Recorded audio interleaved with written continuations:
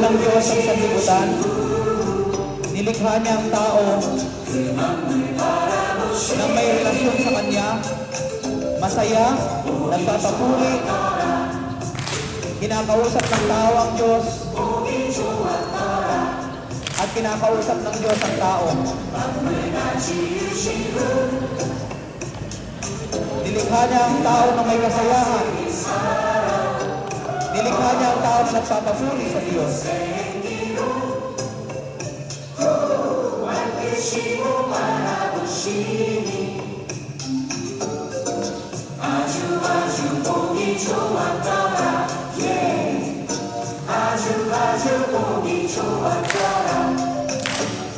Nilikha niya ang tao sa kanyang pag-ibig.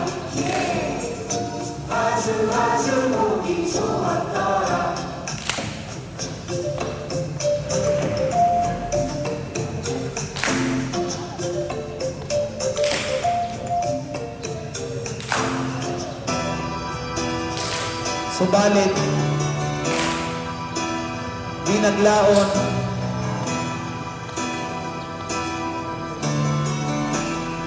dumating ang kasalanan. Ang tao ay nakinig sa ahas, nakinig kay Satanas.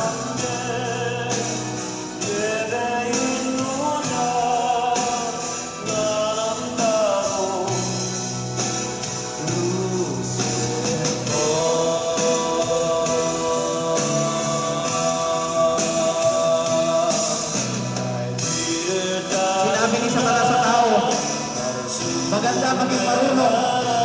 Ipinakita niya ang marunungan. Magandang maging katulad kayo ng Diyos. Maalam, may kaalaman, may karunungan. Kaya naman, pinili ng tao ang sumuway sa Diyos.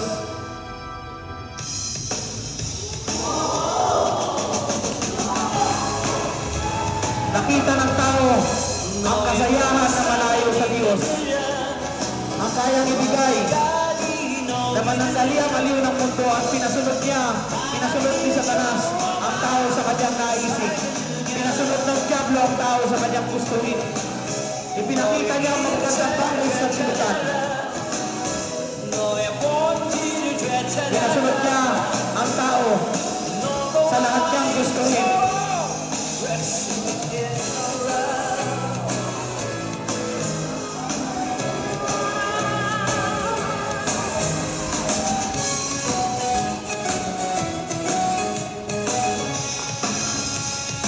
At sumunod nga ang tao sa kalayawan, sa nais ng diablo. Nakalimutan ng tao ang Diyos na may likha sa kanya. At sinunod ang nais niya sa nais ng kanyang kalooban.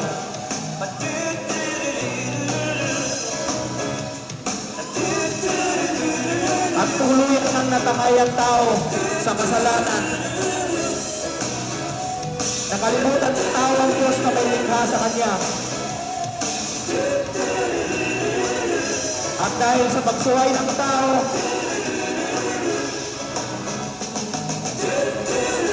ito ay nagdulot ng kamatayan.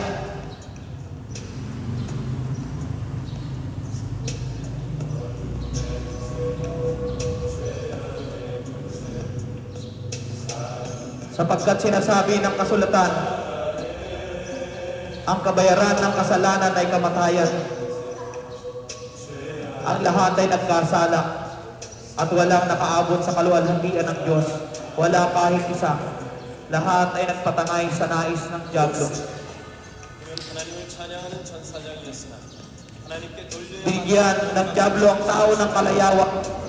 Inakit niya ito sa iba't ibang uri ng pagsamba. 하늘에서 쫓김을 받을 때 함께 타락한 천사들은 마귀가 되어 지금 이 지구상에 ang tao ay nahumaling sa kanilang kalayawan. 온갖 방법으로 Tinuruan niya ang tao 사람들을 죄악으로 na mag-enjoy sa kamunduhan. 사망과 멸망 가운데로 몰아가고 있습니다. Ang mga tao ay sumamba sa iba't ibang uri ng Diyos-Diyosan. 그들의 가장 큰 우상은 바로 쾌락입니다.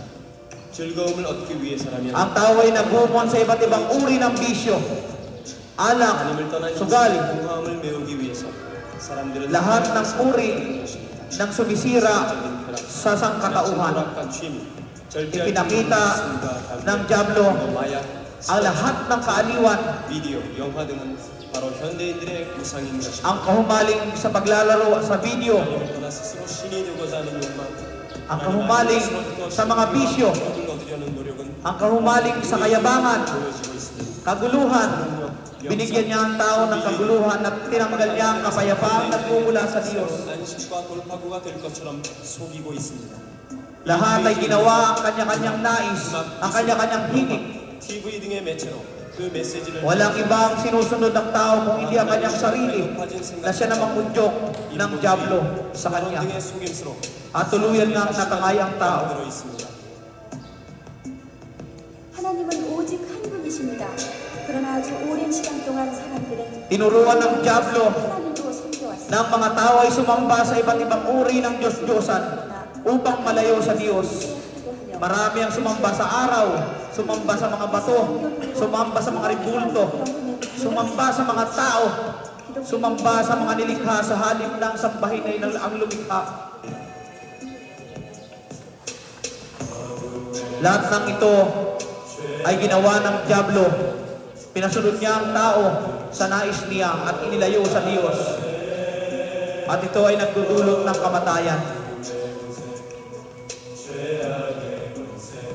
Na humaling ang tao sa lahat ng uri ng bisyo at kalayawan. At tuluyan na ngang naligaw ang tao. Kaya naman, nagkaroon ng kamatayan. At ang sinasabi sa Biblia, ang kabayaran ng kamatayan, ang kabayaran ng kasalanan ay kamatayan. At ang kamatayan ay nagdudulot ng buhay papuntang impyerno. Ang lugar kung saan malayo sa Diyos. Subalit, gayon na lamang ang pag-ibig ng Diyos sa sanlibutan na nakita niya ang kasamaan nito. Nakita niya ang kaguluhan. Nakita niya ang kawalan ng kapayapaan. Nakita niya na ang tao ay lumayo sa kanya. Nakita niya na ang tao ay sinira ng kaaway na humaling sa iba't ibang uri ng kalayawan at hindi kinilala ang Diyos na may likha sa kanya. At gayon na lamang ang pag-ibig ng Diyos sa sanlibutan na sa halip tayo ay parusahan, ang kanyang ginamit ay pag-ibig at pagpapatawad. Kaya ikaw na nakikinig, ikaw na nanonood. Kung akala mo magulo na ang buhay mo, kung akala mo wala nang kapayapaan ang buhay mo, nagkakamali ka. Kung akala mo wala nang umiibig sa'yo, kung akala mo kalabang ka ng lahat, nagkakamali ka. Sapagkat mahal ka ng Diyos na lumikha sa'yo. Lahat ng iyong paghihirap, lahat ng iyong mga sakit,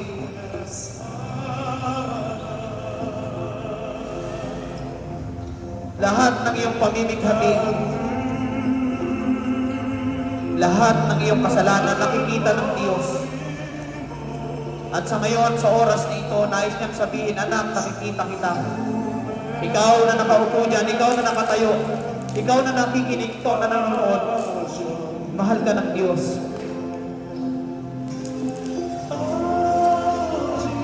At dahil sa pagmamahal sa iyo ng Diyos, ang sabi ng Biblia, ang sabi ng kasulatan, kayo na lamang kamahal ng Diyos sa isang katauhan na ibinigay niya ang kanyang bugtong na anak na si Jesucristo. At may pangako ko siya, ang sino mang sumampalataya sa kanya ay hindi mapapahamak kung hindi magkakaroon ng buhay na walang hanggan. Ang sabi ng kanyang salita, kayo na lamang kamahal ng Diyos ang sanlibutan na kahit tayo, ikaw, ako, ay makasalanan pa. Namatay na ang kanyang bugtong na anak para sa iyo.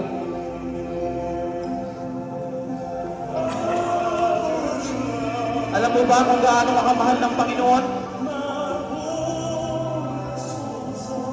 Sino ba ang tao? Sino ba ako? Sino ba ikaw? na pag-uukulan niya ng panahon.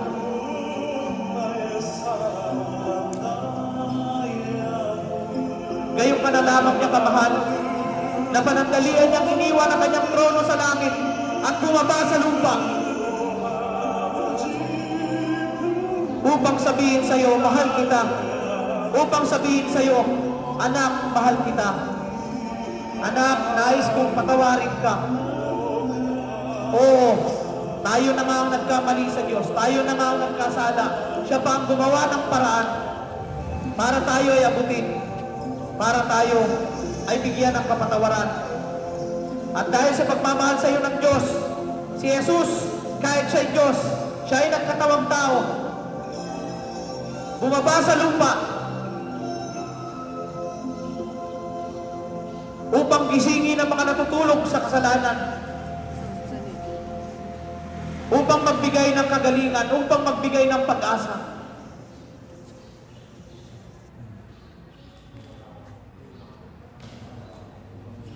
Upang dulutan ng pagmamahal, upang ibalik ang kagalakan at kapayapaang inagaw ng dyablo. Ikaw ba sa ngayon ay naguguluhan sa buhay? Minsan sinasabi mo, bakit ang hirap-hirap ko? Bakit mahirap na nga ako? Ako pa ang may sakit, ako pa ang may karamdaman.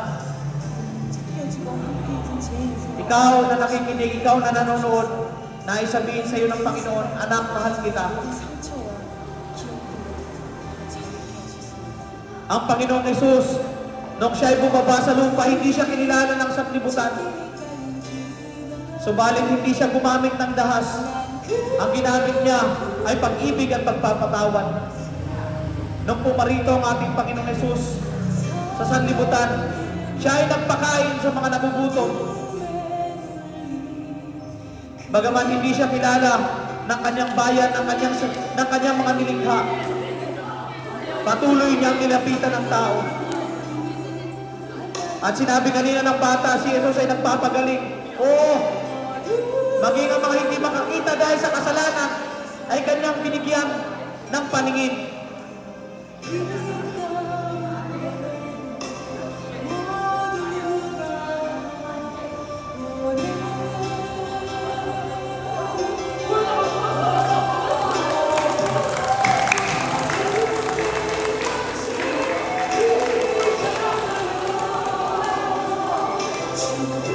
Maging ang mga hindi may unat ng kamay dahil sa kasalanan. Maging ang mga mararamot at hindi nakapagpusang tumulong sa iba ay binigyan niya ng kagalingan. Ikaw rin ba hindi may unat ng kamay? Dahil sa pagiging makasarili at kasalanan, nais kang lapitan ng Panginoon at nais niya sa iyong sabihin, anak, mahal kita. Maging hindi makalakad, maging ang mga pilay at nawawala na ng pag-asa ay kanyang nilapitan at niyakap. Maging ang mga walang pag-asa sa buhay ay kanyang binigyan ng pag-asa at pinagaling. Ikaw ba ay hindi halos makakbang dahil sa kahirapan, dahil sa hirap ng buhay? Nais kang pagalingin ng Panginoon sa oras na ito sa pamamagitan ng kanyang gustong na anak. Maging ang inaayawan ng sanlibutan, pinandidirihan ng sanlibutan, ang may mga ketong, ang may mga sakit, ay nilapitan ng Panginoon.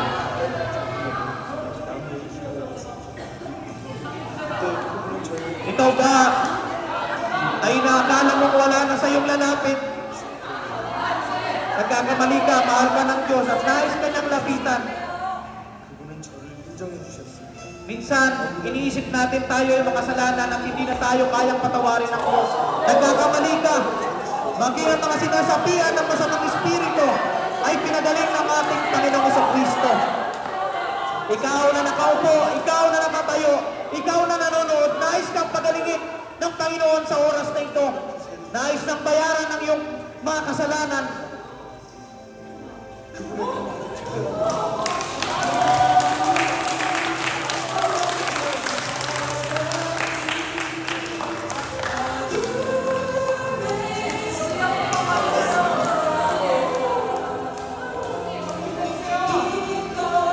Panginoong Jesucristo. Nang siya ay pumarito sa lupa, wala siyang ibang ginawa kung hindi magpagaling, magpatawad. Ginamit niya ang pag-ibig at pagpapatawad. At dahil sa pag-ibig niya sa iyo, maging ang kanyang sariling buhay ay kanyang binigay. Sabi ng kasulatan, lahat ng mga hampas ay kanyang tiniis. Binigyan niya tayo ng kagalingan sa bawat higupit na kanyang tiniis. Sa bawat sugat tayo ay gumaling. Sa oras na ito, nais natin ang kagalingan ng Panginoon. At dahil sa pag-ibig sa iyo ng Panginoon, hinayaan niyang siya'y mapahiya. Siya'y ibinag sa kahiyan. Siya'y maghirap, magdanas ng sakit at hirap para bayaran ang iyong mga kasalanan. Sapagkat kayong kanakamahal, ikaw na nakikinig, ikaw na nanonood, mahal ka ng Panginoon. At kayong kanalamang kamahal ng Diyos, na hinayaan niya ang kanyang bugtong na anak na si Jesus ay ipako sa krus para bayaran ang iyong kasalanan. Kaya ikaw na nawawalan ng pag-asa. Ikaw na inaakala na wala ng kapatawaran ng kasalanan. Ikaw na inaakala mo na salbahe. Noon nagkakamali ka na matay para sa iyo si Jesus. Maging ang impyerno, maging ang kamatayan ay tinalo ng Panginoong Jesucristo para sa iyo. At ang kanyang pag-ibig ay hindi nagtatapos sa kamatayan. Sapagkat dahil sa pag-ibig ng Diyos, siya ay pinayubay sa cross, ibinad sa kahihiyan. Siya ay namatay, inilibing, nanaog sa impyerno para ipakita na dahil sa pag-ibig niya sa iyo, kaya niyang talunin ang impyerno. Kaya niyang talunin ang kamatayan. Inuulit ko, ikaw na nanonood, ikaw na nakikinig, na ay sabihin sa iyo ng Panginoon, anak, mahal kita. At sa pag-ibig niya sa iyo, binigay niya ang kanyang bugtong na anak na si Jesus. At kung lalapit ka sa kanya, hihingi ka ng tawad, siya ay mababang loob at nagpapatawad.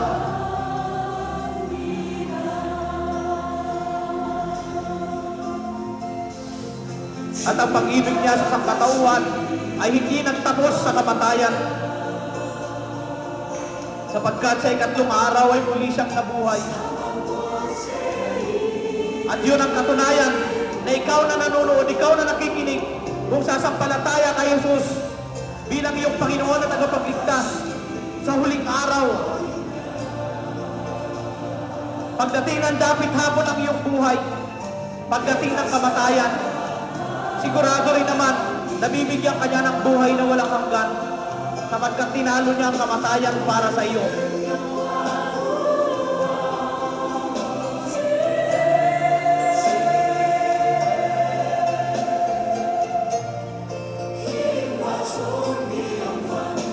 Bakit ba sila pumarito? Hindi sila pumarito dahil sa magaling sila mag-perform, magaling sila magpalabas.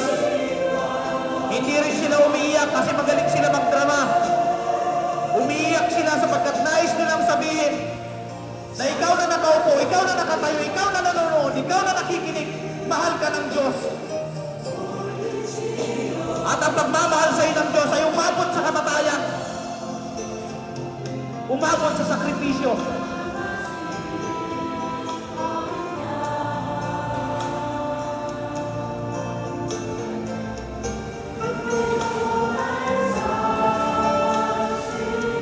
Hindi sila nagbiyahe mula sa napakalayong lugar para umiyak, para magpalabas. Pumunta sila rito dahil sa rasong mahal ka ng Diyos at nais kang dulutan ng Diyos ng buhay na walang hanggan sa pamamagitan ng kanyang bugtong na anak na si Jesus.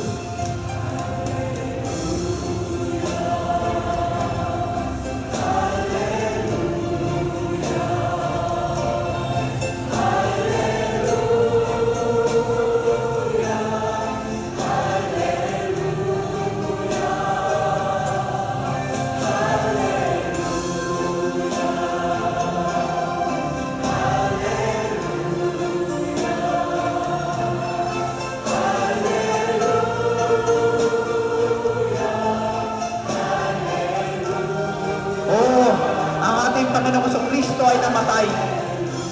Ibinilag sa kahihiyan, hinagupit, pinako sa cross, pinagtawanan, dinuraan, sinuntok, binugbog, kinurunahan ng tinik. Lahat yun ay kinis niya para sa iyo, para bayaran ang iyong kasalanan. Sapagkat kayo't ka na lamang kamahal ng Diyos na ibinigay niya ang kanyang buktong na anak. Kaya naman sinasabi sa kasulatan, ang kaligtasan ay sa pamamagitan ng biyaya ng Diyos sa kung anong ginawa ng kanyang buktong na anak na si Jesus sa krus ng Kalbaryo. Ito ay hindi dahil sa inyong pagsusumikap, hindi dahil sa kayang gawin ng tao, para walang may pagmayabang ang tao.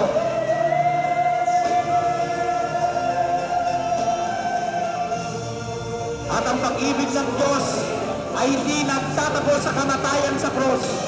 Si Jesus ay muling nabuhay.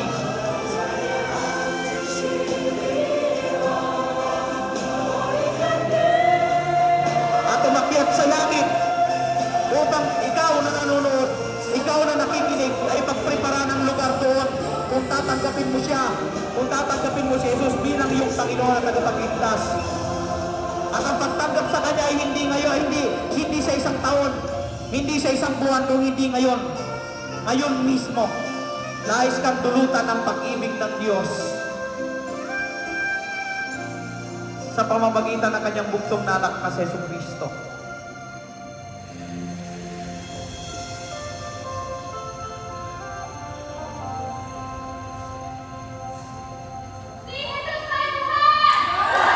Amen!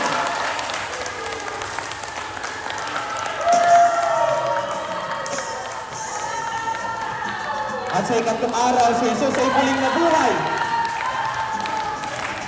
At ang sino mang masasampalataya sa Kanya ay magiging masaya at magkakaroon ng buhay na walang hanggan.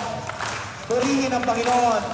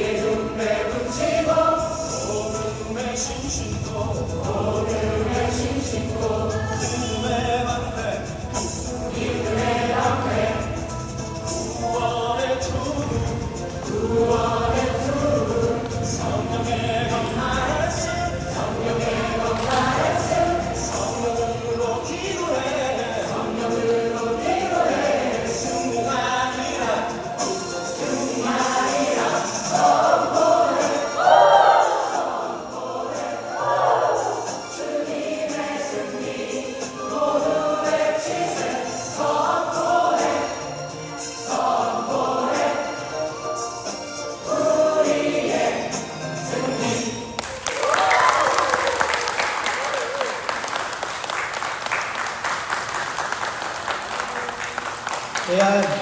Tinatawagan ko po si Pastor Pete Calderon para invite yung mga nandito doon sa church ninyo. Please. At pagkatapos, huwag kayong aalis sa mga tao kasi lalapitan nila kayo at ipagpipray kayo. Papanalangin kayo. Po, invite mo sila sa church.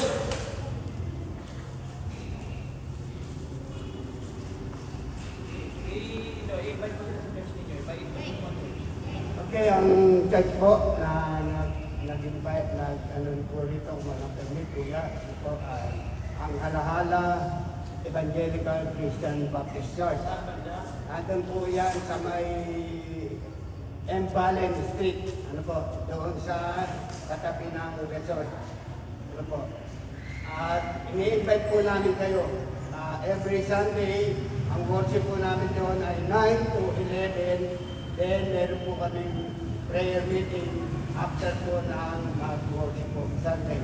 Ang amin pong gawain, kada Sabado, ano po, may Bible study kami sa Magkahan at saka dyan po sa may afternoon. So, ini-invite po namin kayo, willing po kami open po at chat para po kayo ay makalapit sa ating Diyos. Lagi kayong makarinig ng salita ng Panginoon. Ang lugar po namin ay sa may Empalen Street. Katabi kami doon sa resort. First, Empalen Street. First. Ayan, sa first district po, sa Empilien Street. Ayan, may makikita kayo doon sa kanan. Pag pumasok kayo sa may high school, may makikita kayo, Halahala Evangelical Christian Baptist Church. Pumasok kayo roon, makikita ninyo, malalaman ninyo ang pag-ibig ng Diyos. Inimbitahan ko kayo tuwing alas 10 ng linggo ang kanilang panambahan. Lalong-lalo na sa mga kabataan. Tapos mamaya pong hapon, yung mga gusto pong mga nanay na